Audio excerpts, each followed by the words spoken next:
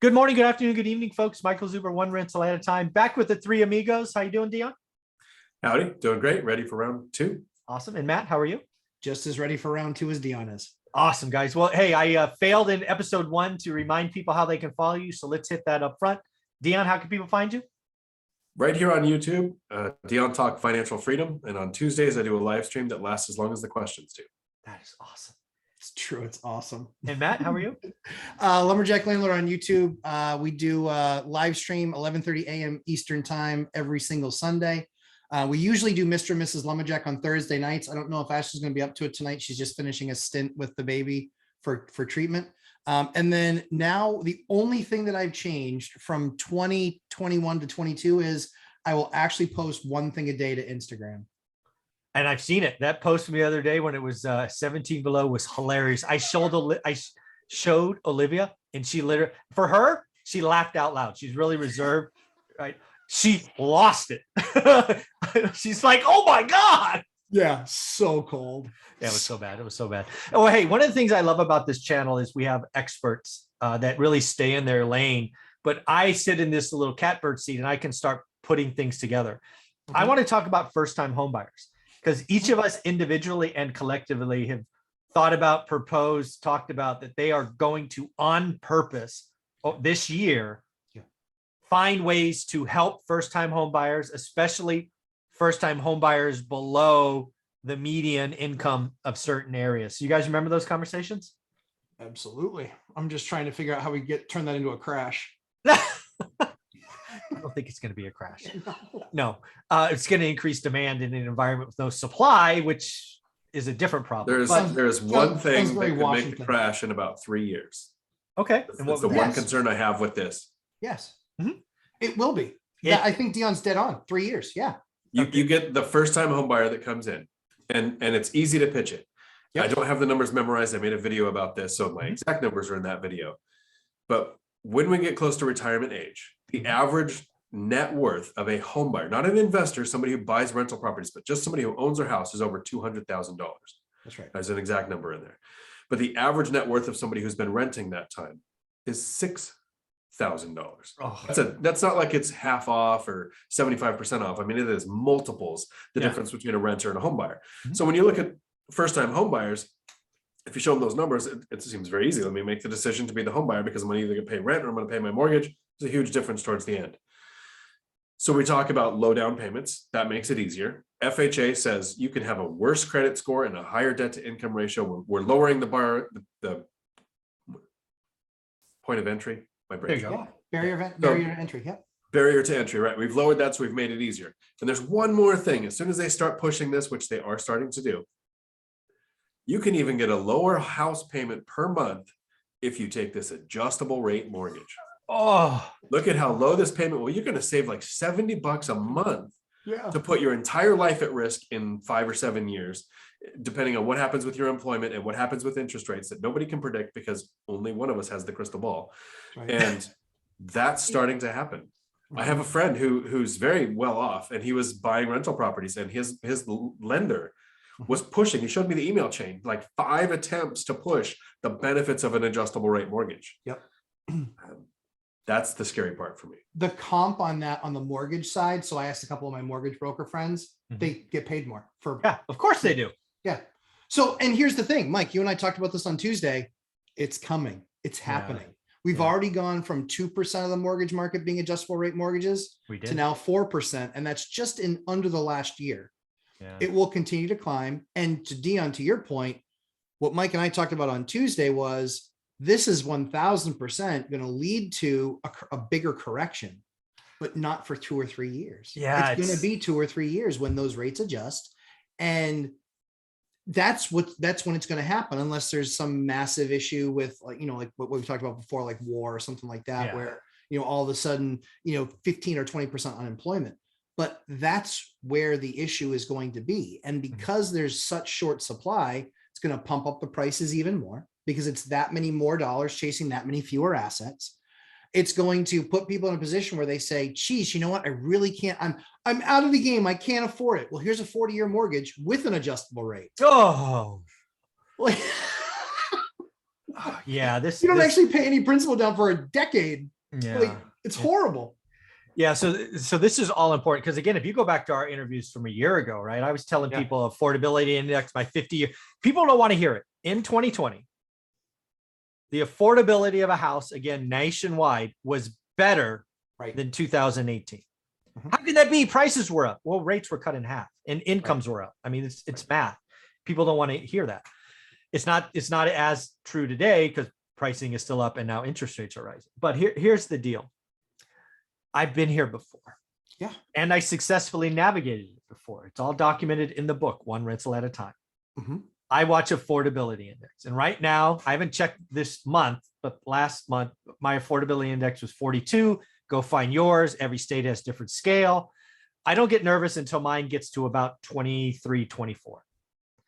Now, what can impact the affordability index? Price, interest rate, and wages. It's only 3 factors. Prices are up, interest rates are up, but also our wages. And that's why people just lose their mind. All these new kids on YouTube don't understand that the 1970s rates went up 300%. Rates went up 300 basis points, 300 basis points. Housing prices went up almost 100%, but wages went up 87. That's not supposed to happen if you listen to all these YouTubers. It has for a decade. But let's get back to first-time home buyers and why this is the start. And I think you guys are both right. I'm watching this because eventually, well, I don't want to say eventually. My fear is eventually the bubble gets so big that we get people on the property ladder that should not be. I think the property ladder is amazing. I think it could change you and your generations of families. However, the goal is not getting on the property ladder. The goal is getting on and staying on. So if you only can get on with an adjustable rate mortgage, if you can only get on for this or for that, maybe the answer is not yet, right? Because that's a huge concern. I saw people that get on and lost it 2 years later, and that hurts generations as well. But back to what Matt, the mortgage guy, back to this whole experts feeding on each other. Matt, the mortgage guy, left me an audio message an hour ago. He goes, Michael, it's starting. FHFA is going to start to waive basically fees, origination, basically the discount points. Yeah, they're cost adjustments on the mortgage, right? High balance is a fee, and this and that is a fee. So what they're going to do is they're going to create delineation. First-time home buyers waived. If you want to buy a second home, a bump, right? Notice what they're doing. They're trying to create competitive advantage for the first-time home buyer.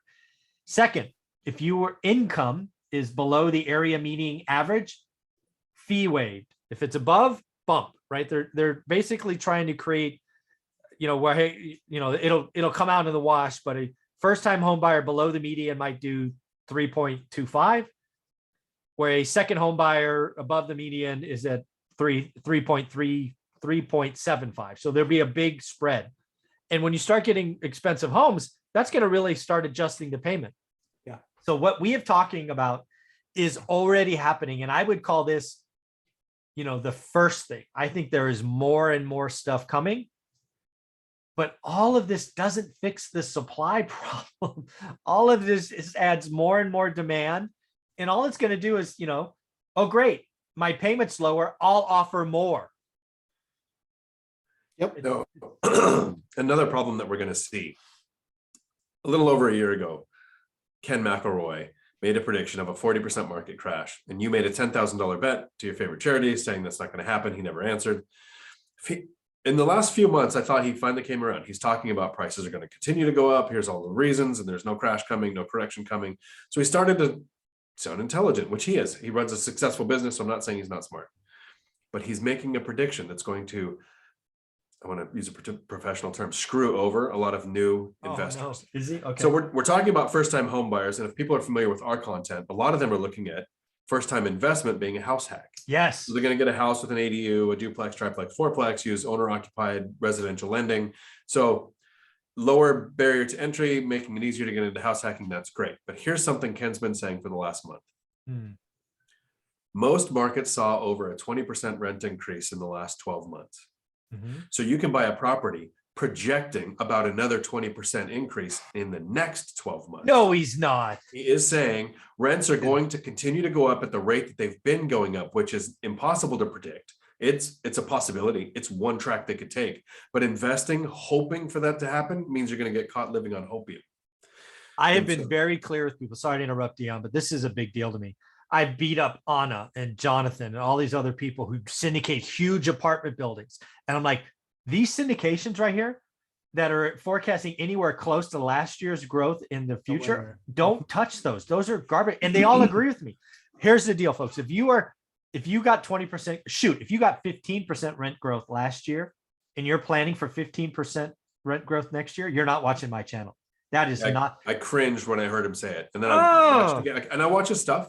Yeah. He's, he's got a co-host where she has 3 rentals paid off and they talk about how she could have benefited from having leverage. And it's like some of the concepts there are solid. Yeah. And then I heard him say that and I was like, oh, rewind. Watching this that are going to think that's true. Oh, they're going to buy alligators. Right. People have started. I've had a number of conversations in the last 2 weeks where people were waiting EIGHT appreciation. It's like, don't do it. Don't do it. Appreciation is bonus. Do not do your math based. So here are the real quick numbers that just came out from my state. Closed sales this year to last year. Closed sales are down 18.6%. Okay. Closed sales are down 18.6%. We're only 4% off what we did in cumulative value, meaning prices skyrocketed. Yeah, exactly. Do the math. Okay, so your cumulative value was 200. Yep. Now it's 196. But oh, by the way, you did 20% less transactions. That means the average 18.6% fewer transactions. Wow. Days on market, like all of these numbers are insanity. We have 3 weeks of supply in the entire state. Dude, there's 8 days of supply in my buy box. Yeah, this is for my entire state. We have state. The state, not my margin, not my region. The entire state has 3 days or 3 weeks of supply. Wow. Affordability index just hit an all-time record. It's a 1 for the state. For the state, for the entire state, it's a 1. And when I tell you there's different markets here, we have mountains, we have the rivers region, we have the lakes region, we have the oceanfront area, and we have the commuter base that goes down to Mass. So there's 5 legitimate regions in our state that are all wildly different. 1. And as a state, we're a 1. But it's okay. The FHA loans values went up. We're having first-time home buyer things. You can get that adjustable rate mortgage on a 40-year term so that you can get really low payments. And we'll give you 10 grand for the deposit. You just exactly, or in Bank of America's payment. case, they'll give you 17.5. Bank of America has a program. It's 17.5. I looked at it. It's still active. 17,500. Yeah, we are blowing on a bubble. Meanwhile, last December to this December, which you guys know, December numbers, especially in a winter market like ours, December numbers do not go up. They're usually flat. Yeah, we are 14.3% more expensive this December to last December. That's not an April number. That's a December number. Christmas time. Yeah. Christmas time. We're 14.3% higher. Like, and this is the thing. That'd be scary but we know what the Fed is going to do. They're going to taper. They're going to raise rates. But at the same time they're doing that, they're going to push a bunch more money in the center of the table because they're going to give a down payment program. They're going to create they're going to do the 40-year mortgage for folks. There's going to be an adjustable rate loan. And so what does still all that mean? Even with higher rates, even with the balance sheet being tapered by the Fed, you have so much more still being pushed into the market that it's still going to prop up that median house value. Well, dude, so again, right? We're all part of one rental at a time. So a lot of this has been owner-occ discussion. Love the fact house hack, definitely. Again, the cheat code to wealth starts with house hacking if you can do it, whether it's a 4-plex ADU, mother-in-law, or as Todd Bodwin does, roommates. If you can do it, right? Cheat code to wealth starts there. Mm-hmm. But let's talk about investors, right? We're saying this, talking about a bubble blowing up. What are investors going to do? Are they supposed to sit on the sidelines for 2 years and wait for a crash? I don't care. I don't care. I literally, Mike, I was sitting there on my couch last night. I was doing a bunch of paperwork. And so I had I literally just had it on auto playlist. So there were some of yours in there, some of Dion's in there, Ken was in there. And you hear a lot of these other channels freaking out about all these things that frankly don't matter. Exactly. Ask Michael Jordan how much he cared about Russian soccer. Yeah. It has nothing to do with what we're about to go through. It matters one thing. What is my cash flow on the asset that I'm purchasing? It's a financial transaction. It's cost of money. That's what it is. It's cost of money. So period, end of story. I don't give two you-know-whats about appreciation. I don't care about what all these other boneheads are saying on all their crisis channels. It doesn't matter. I'm going to do deals that get me 20, 30, and 40% return on my capital. Period. End of story. Those are what I'm looking for. I'm looking for the rock. That's it. I don't care if the market's up, if it's down, if it's sideways. I don't care. I don't care if rents are the same thing. I don't care. And you're getting fixed rate debt. I'm getting fixed rate debt. Period. End of story. That's my payment. Yeah, taxes will go up and it will be almost nothing. Yeah. So here's something to clarify for people that are watching. Please. When we talk about things like a 40-year mortgage and adjustable rate mortgages and all the problems that are going to, all the things that could cause problems in 3 to 5 years, Yes. and we have a big reaction, that is not fear for ourselves. Right. We are buying fixed rate debt on appreciating assets that cash flow with rents. Our concern is because we're trying to help people get on the property ladder and become investors. But if you take advantage of some of these things, you could be setting yourself up for failure. Yes. That's our concern. As an investor, yes, a crash means things are on sale and we can buy them. But the people right now that are buying with adjustable rate mortgages, in 3 years, if there's a crash in 3 to 5 years because of all of the adjustable rate mortgages hitting when people can't refinance or they can't afford the rate increase, that's going to increase demand on our rental units. Yep. That's what happened in 2009 and 10 is rents went up because all of the people that had foreclosures became renters. So I'm just clarifying. We sound like there's fear in our voice when we say, oh, this adjustable rate mortgages are being pushed. That's for the people that are going to use those products, not for the investors like us that wouldn't touch an adjustable rate mortgage on an owner occupied house when it was us starting a portfolio. Never. Every year, every quarter, every month, these programs, the programs, Section 8 housing, the COVID relief programs, there are billions of dollars unspent because they can't get units. Yeah. Billions of dollars unspent. There are billions of dollars on the COVID side of things, billions of dollars sitting there that is still not deployed yet. Do you think that that's helping raise rentals? Of course it is. I'm taking on some of those tenants and I'm like, listen, this is what my rate is. And if you like it, come on board. If you don't care. Yeah. Yeah. What I want to leave investors with is it's probably never been more important to do the work, right? I talk national numbers all the time. They should mean very little to you. Maybe there's a trend, maybe there's an inkling of things to check in your local market, but do the work. Do the work. Understand what's happening with rents in your market. Understand what's happening with population in your market. Understand what's going on. Because again, none of us are stopped buying. I want to buy at least $2 million worth of stuff this year.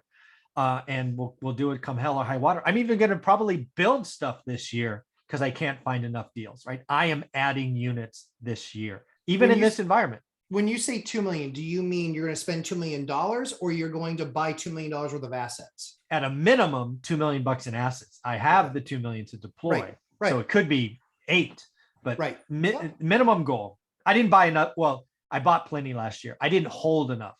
Yeah. I am a real estate professional. I have the ability to do cost segregation with bonus depreciation. 2022 is the last year of 100% of that. I want to make $400,000 in income disappear. It's a cashback credit card, baby. That's what I'm doing this year. So yeah, those are awesome videos, by the way. Awesome. Thank you for that. They were fantastic. They were absolutely fantastic. And they were really condensed too. I want to say that one was like 15 minutes and one was like 10 minutes. Yeah, so super condensed, wicked awesome, especially because this last year was Ashley's first year as a real estate professional. Yeah. So it was like, and it was a big thing to you.